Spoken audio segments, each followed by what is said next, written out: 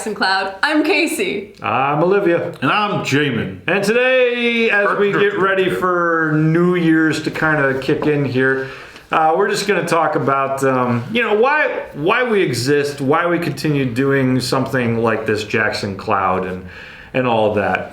Because it's good to just kind of reaffirm your vision and what you're doing with the new year. We do it in all different kinds of ways. Like every year when I decide to lose weight and then forget. But sounds like most people. Yeah. Every year when I watch the ball drop, and Planet Fitness is on every person in that. They know where to sponsor. I feel like they're trying to tell me to do something, but I'm not sure what it is. But I've got working out on my mind for reasons I don't. I wonder why. Yeah, well, every year, you try to kind of reinvent or rethink of yourself. And it's true, we've confused a lot of people with the Jackson Cloud because we're creative. In fact, one of the comments we got that someone then deleted immediately after, I guess they felt weird about it. One of the comments that they wrote was essentially, I came to learn how to play poetry for Neanderthals. And now that I've gone through a bunch of your videos, I'm even more confused as to who you are. Thanks, ? Which I can understand why that would happen. Because poetry for Neanderthals at the time of this recording is at 2.6 thousand views. And how much is the rest of our videos? 10 to 15. Which, okay. Some of them a little more around 60. It just varies. But essentially, we exist because when COVID hit, we realized, man, we gotta rethink how church works. And this has always happened to the church, When you're persecuted, you gotta rethink how church works. You gotta meet in a cave. You gotta protect yourselves. Underground. You might meet for hours at a time because you may not be getting back here again. There might be some kind of disease going around like there is right now, and you might have to decide, all right, how do we figure out precaution and all this, and how do we continue to be the church in the midst of difficulty? Maybe there's war outside. Maybe there's bomb threats. Maybe Listen, 2020 was hard enough. You can't be making these predictions for stuff to keep coming. I'm just looking throughout history. Even in previous few decades, some churches have people have walked in and shot people up. And you're like, okay, so how do we figure out how to continue being reasonable and wise and smart in what we're doing and whatnot? And, there are some times, at least for me, there's some times where I'm like, look, I guess if I was going to get killed over this, that's what I signed up for, is to follow Jesus to the very end. So, there's some things, and there's plenty of people around the world who face that threat every time that they meet for church. But what I never foresaw coming was, what if I accidentally could see all my friends die because I went to church and accidentally brought sickness with me? And so that's where the Jackson Cloud originally originated from, is how do we take this online? I know for me, the big question I was asking in that was, if I take this online, how do I establish community? Right. Because, man, we can teach you all day, and we do that 3 times a week as it is, but that's not the entire focus of what we do. It's how do we keep building community so that we continue to be the church? I mean, God himself is community. That was our first episode, community in the church, right? And that, again, I think is something to re-envision in this year.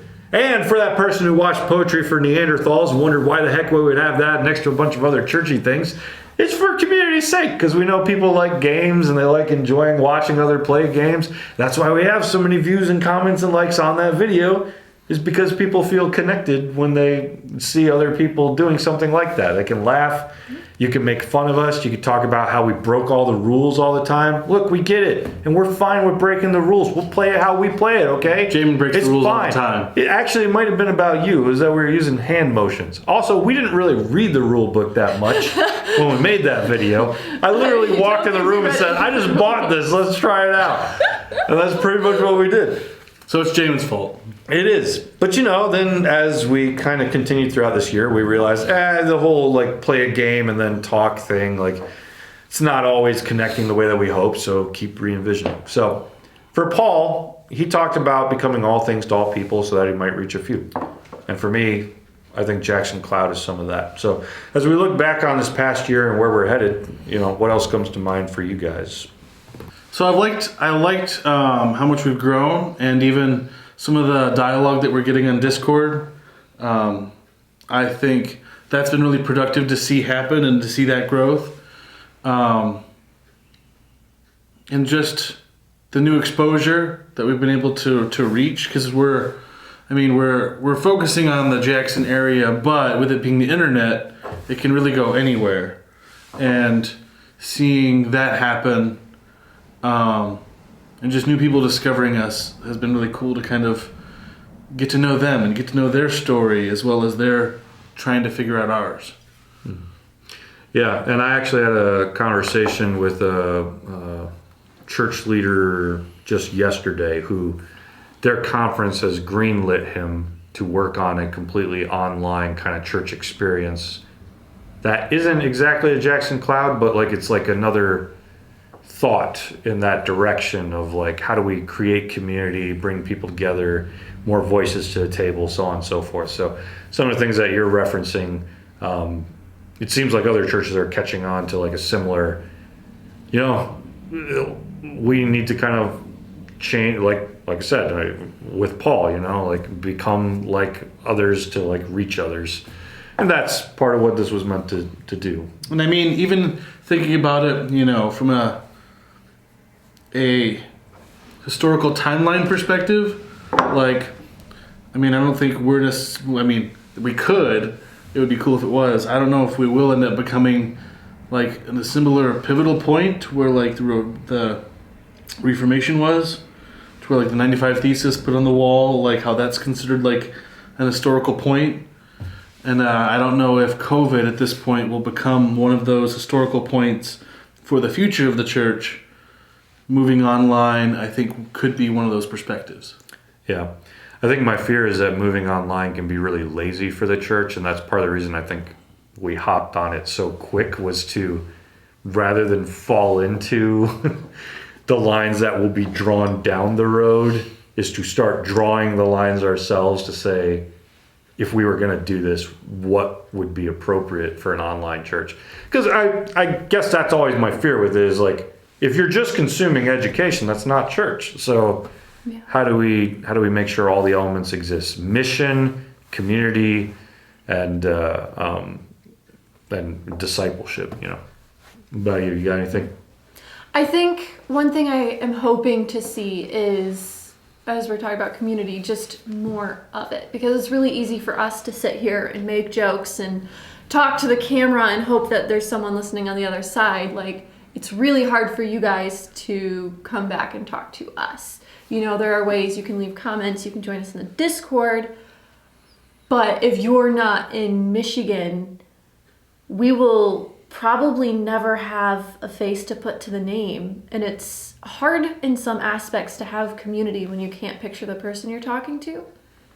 But I just hope that we find ways around that where we can really connect on a deeper level. And maybe we find ways to do that through the Discord. Maybe once we get more people over there, we find times to hop on video chats and like really sit around drinking hot cocoa, meeting everyone. I think that would be really cool.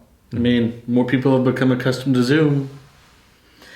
Yeah, Though we all hate so it. much easier. Well, I would say this. So 1208-Bit Nerd Church, which is a part of the Jackson Cloud Network, Discord has worked a little better and better every week that we've practiced it, to the point that like we now have people who have joined us from Ohio, from I think Alabama, and like we do have a face to the name because they've joined the chat and we've heard their voice and they've spoken into conversation. So it's not even just like, when we do that, it's not three people talking to a camera. It's everybody kind of joining the conversation together and feeding into it. So we are seeing, even through some of the other things that we're doing in this time, techniques that kind of help and work and create community. And hopefully we can find a way to kind of put some of those to the cloud as we keep moving forward.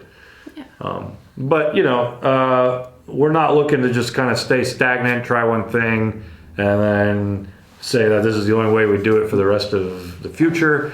Part of the creative process is say we did that, did work. Maybe we're doing too much of something, too less of something, and keep tweaking it. And because of that, you're going to find that our YouTube channel is going to be a little eclectic and a little different because we're not looking to just create spiritual education.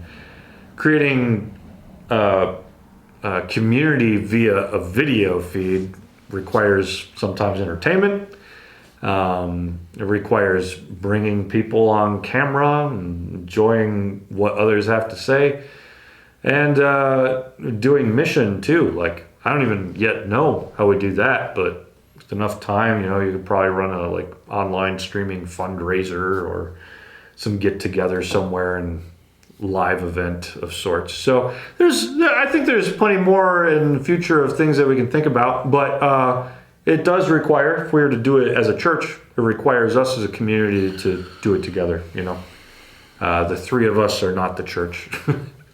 We're just people who happen to sit in front of the camera and chat with you. So anything else anyone wants to add before we wrap up? If you have things you'd like to see or ways that you think we could breed more community, please let us know. We are always open to suggestions. Indeed. And some of the things that we wish that we could do at the moment may just not have come around due to time constraints. But within time, hopefully we'll figure that out as well.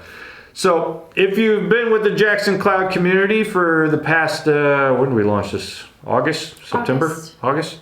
For the last 4-ish months. We greatly appreciate you. August, September, October, November, that's 5. Because we are not a church without you. So please keep churching it up with us. And thanks for giving us all the creative space to keep pressing into Jesus in creative ways that the times have kind of dictated for us. And we'll continue to dictate for some. And we'll continue to be perhaps the only means to reach others who will never set foot inside of a physical building. So we love you, and we will catch you in the new year. Happy New Year! Woo! Happy New Year.